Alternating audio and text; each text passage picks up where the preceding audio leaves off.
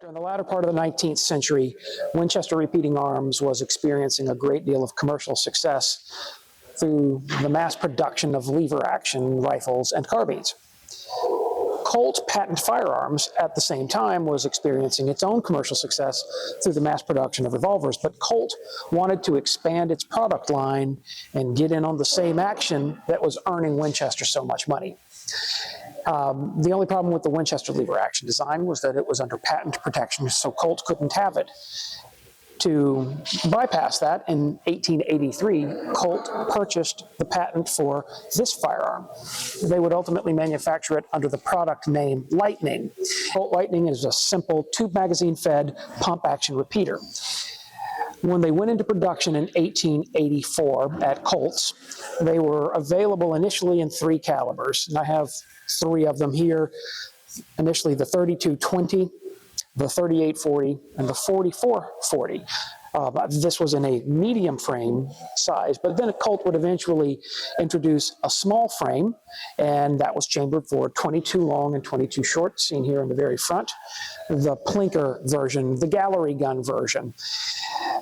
In the end, before production would end 20 years after it started in 1904, Colt introduced a large frame version for 3 express or big game calibers as well. But the most successful of all of the Colt Lightnings was the 22 caliber gallery gun. Famously, in 1898, the San Francisco Police Department would adopt the Colt Lightning rifle in 44-40. That's an example of the 44 cal right there. Which is how there's an interesting sidebar to the history of this rather overlooked firearm. And that is that the San Francisco Police Department adopts it in 1898, and eventually one of the men associated with the San Francisco Police would give an example of a 44 caliber Colt Lightning to his daughter, Annie Elizabeth McCarthy. Annie Elizabeth McCarthy then eventually moved to what was called Peking in China at the time, the city of Beijing, where she married a 33-year-old Swiss hotelier by the name of Auguste Chamot. While living in Peking with her husband in 1900, Annie Chamot was an eyewitness to this populist anti-imperialist uprising that we remember as the Boxer Rebellion. Over the course of the siege of the legation quarter of the city of Beijing, Annie Chamot was conspicuously present every single day, delivering food to the barricades, helping people that were fighting, moving back and forth from one embassy to the other, generally taking care of people. And her constant companion throughout the siege during the Boxer Rebellion was a 44-40 caliber Colt Lightning.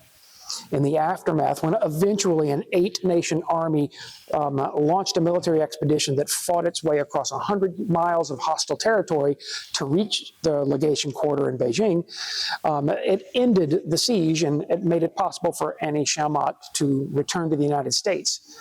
She was ultimately given awards for valor and heroism by 5 nations. For a brief period of time, right at the turn of the 20th century, this young American woman, she was headline news, and she became a household name around the world because of the way that she fought so gallantly during the Boxer Rebellion. And she did all of that fighting with a Colt Lightning.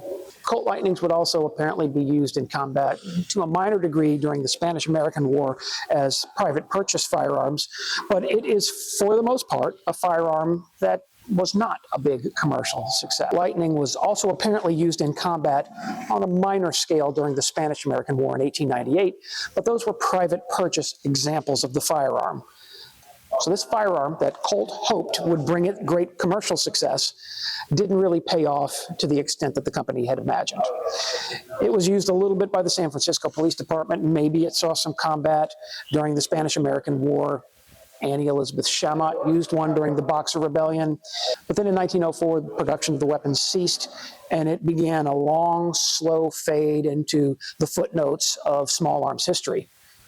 Nevertheless, it's a unique moment indeed when you have 4 of the most popular examples of the firearm represented here: 22 caliber, 32-20, 38-40, and 44-40.